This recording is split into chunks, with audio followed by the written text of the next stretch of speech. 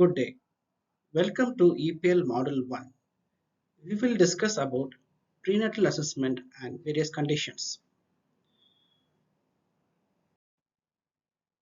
We will learn about three major topics which are fetal assessment and prenatal diagnosis, maternal diabetes mellitus, preeclampsia and related hypertensive conditions of pregnancy.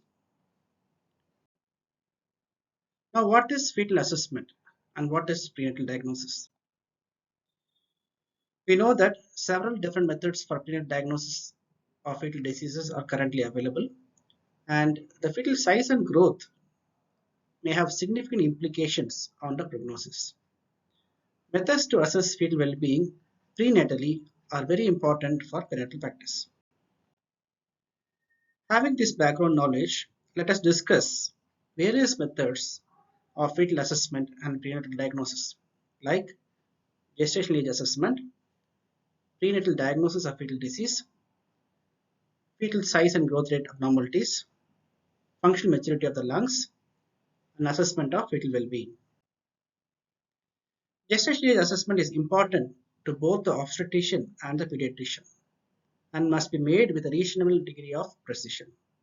It is important in planning elective obstetric procedures like choriovolanic sampling and amniocentesis, and also becomes vital in management of preterm delivery. Hence, it is very important to accurately diagnose gestational age. There are two major methods, like clinical estimate made on the basis of the first day of the last menstrual period, which is accompanied by a physical examination, fetal heart rate assessment, and perception of fetal movements. Now, ultrasonogram, most accurate method for estimating gestation age early in gestation. But as gestation advances, ultrasonogram alone may introduce errors if there is an associated fetal growth restriction. During the first trimester, fetal crown rump length is an accurate predictor. After 14 weeks, bipedal diameter, head circumference, abdomen circumference, and fetal femur length are also used. Now, regarding prenatal diagnosis of fetal disease, two types of tests are commonly available. Number one is a screening test. Number two is a diagnostic test. Now, screening tests such as sample of the mother's blood or ultrasonogram finding are non-invasive but relatively non-specific. However, diagnostic procedures necessitate obtaining a sample of fetal or placental tissue and pose a small risk to both mother and fetus. However, it is more specific. Now, the screening test includes cell-free fetal DNA screening for aneuploidy, single gene DNA screening, screening by maternal serum analysis, which includes maternal serum alpha beta protein, second trimester aneuploidy screening, first trimester serum screening, combined first trimester screening, and integrated and sequential screening. Now, ultrasonogram wise, we can see the first trimester nucleolucent screening. In a woman with a positive family history of genetic disease or a positive screening node test or at risk of ultrasonic features, diagnostic tests are recommended, which include choriovolanic sampling, amniocentesis, percutaneous umbilical blood sampling, and pre-implantation biopsy or pre-implantation genetic testing. Fetal size and growth rate abnormalities may have significant implications for perinatal prognosis and care. Now, fetal growth restriction is standardizedly described as the fetuses with an ultrasound estimate of fetal weight or abdomen circumference less than 10 centile for gestation age. It may be due to conditions of the fetal environment like chronic deficiencies in oxygen or nutrition, or to problems intrinsic to the fetus like genetic abnormalities, congenital malformations, and congenital infections. Now, macrosomia, when the weight is more than 4 kg, these babies are at increased risk for shoulder dystocia and traumatic brain injury. Diabetes, postpartum pregnancy, genetic overgrowth syndromes, and maternal obesity are associated with increased incidence of macrosomia. Now, functional maturity of tests. A number of tests like lecithin sphingomyelin ratio, phosphatidylate in amniotic fluid, lamellar bodies, optical density of amniotic fluid can be performed on amniotic fluid specifically to determine pulmonary maturity. Currently, however, these tests is not recommended to guide timing of delivery as non-medically indicated delivery less than 39 weeks is not advised.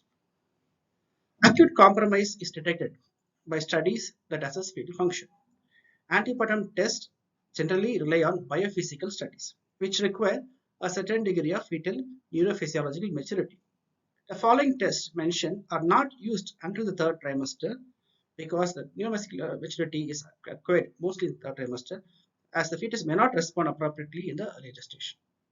The antepartum tests include fetal movement monitoring, non-stress tests, contraction stress tests, biophysical profile, and Doppler ultrasonography of fetal umbilical artery blood flow.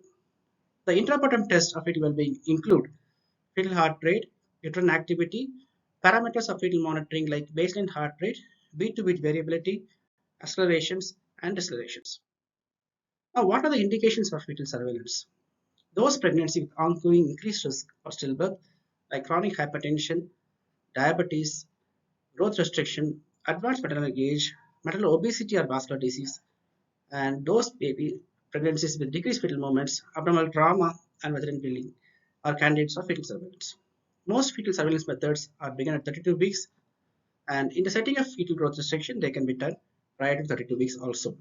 The frequency is usually weekly or twice weekly, although in high risk conditions and in those with mother's condition is changing, more frequent monitoring may be mandated.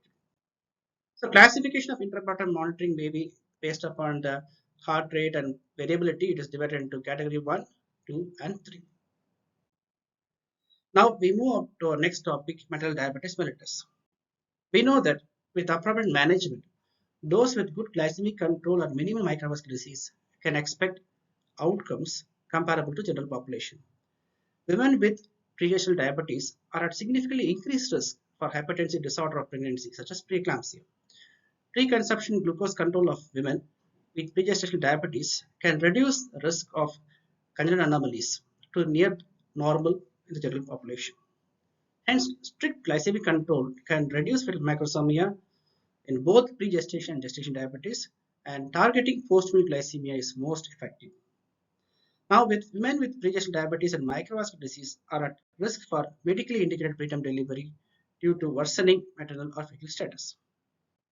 In nutshell, let us see the classification, complications, and management diabetes in the subsequent slides.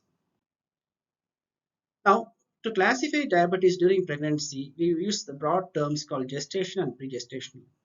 So, when the glucose intolerance of variable severity first diagnosed during pregnancy is called gestation diabetes mellitus, and a pre-existing diabetes includes type 1 and type 2 diabetes. Type 1 we know that is characteristic by absolute insulin deficiency, and type 2 by relative insulin deficiency. Now, what are the fetal and neonatal complications when the mother had diabetes? It is worrisome to note that nearly 50% of prenatal deaths among women, the malformation is associated with diabetes. Glycogen hemoglobin level is very vital. A level of 7 to 10% is associated with 3 to 7% risk of morbidities, and more than 11% is nearly 20 to 20% risk of congenital malformation. The most common malformations are cardiac malformations and neural tube defects. Now, fetal overgrowth, fetal macrosomia and large for gestation age neonates. The risk is 30% in pregnancies complicated by gestation diabetes and 40% in those complicated by pre-gestation diabetes. Now, the mechanism is whenever the maternal hyperglycemia is there, there is increased glucose transfer, the fetus has got hyperglycemia, there is increased fetal insulin secretion, higher insulin growth factor and growth hormones, increased fetal fat deposition, and fetal overgrowth leads to shoulder dystocia, thereby birth injuries. Other complications include polyhydramnios secondary to osmotic diuresis. Stillbirth is very common. Neonatal hyperglycemia secondary to fetal pancreatic hyperplasia, and other morbidities like increased risk of jaundice, polycythemia, and distress. Now, to manage such children or fetuses in diabetic pregnancies, early fetal ultrasonogram is important to ensure fetal viability. An anatomic survey, particularly fetal echocardiography, is recommended type 1 and poorly controlled type 2 diabetes. Fetal growth ultrasonogram comes handy. At least one ultrasonogram for fetal assessment growth is recommended. Antepartum surveillance, weekly or twice weekly fetal surveillance using non-stress test or biophysical profile is implemented between 28 to 32 weeks of gestation, depending upon glycemic control and other complications. Last topic in this module is preeclampsia and related hypertensive conditions of pregnancy. We know that hypertensive disorders in pregnancy are a major cause of maternal morbidity and mortality, accounting to nearly 15 to 20% of maternal deaths worldwide. The definite treatment obviously is delivery. However, the gestation age diagnosis, maternal severity of disease, parity, cervical examination during time, and permanent maturity of the fetus all influence obstetric management.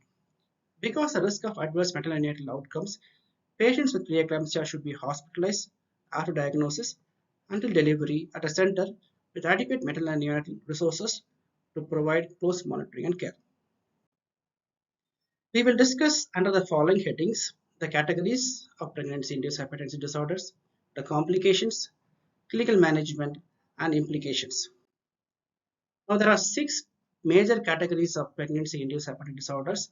When the onset is less than 20 weeks, diagnosed is called chronic hypertension. The onset is after 20 weeks of gestation. It is called chronic hypertension with superimposed preeclampsia. When worsening hypertension and new onset or increase in proteinuria occurs after 20th week in a woman with a known chronic hypertension. Gestational hypertension per se is a diagnosis of hypertension without proteinuria after 20 weeks and returns to normal by 12 weeks. Preeclampsia is based upon BP values more than 140 and 90. Eclampsia, when there is a new onset generalized tonic-clonic seizure, no prior history of seizure disorder, and HELP syndrome, hemolysis, elevated liver enzymes, and low platelets. Now, the complications, the maternal mortality is nearly 3 out of 1 lakh. Morbidity includes CNS complications, hepatic, pulmonary, abruption placenta, and acute renal failure. The fetal morbidity is worrisome, which includes fetal demise, intrauterine fetal growth restriction, fetal acidemia, and complications from prematurity. Again, to manage pregnancy with gestational hypertension, fetal evaluation is important. An initial ultrasonogram at the time of diagnosis ruled out growth restriction and oligohydramnios, non-stress stress, an ultrasonograph every third week, and twice weekly NST with amyloid index measurements. Any change in fetal status should prompt immediate evaluation of fetal status.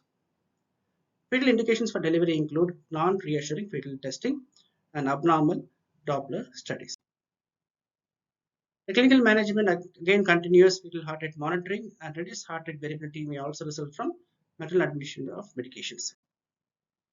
The implication of newborn, there is high risk of prematurity and eugia, and these babies may tolerate labor poorly and therefore require extensive resuscitation. There are plenty of drugs used in hypertension which can affect the babies. For example, hypermagnesemia can present with hypotonia and respiratory depression. Long-term magnesium sulfate can cause parathyroid and calcium abnormalities. Antihypertensives can have fetal effects, includes hypotension. And nearly one-third of mothers with early onset preeclampsia have babies with decreased platelet count at birth, and nearly 40 to 50% have neutropenia. These infants again are increased risk of neonatal infection. Thank you for the patient hearing.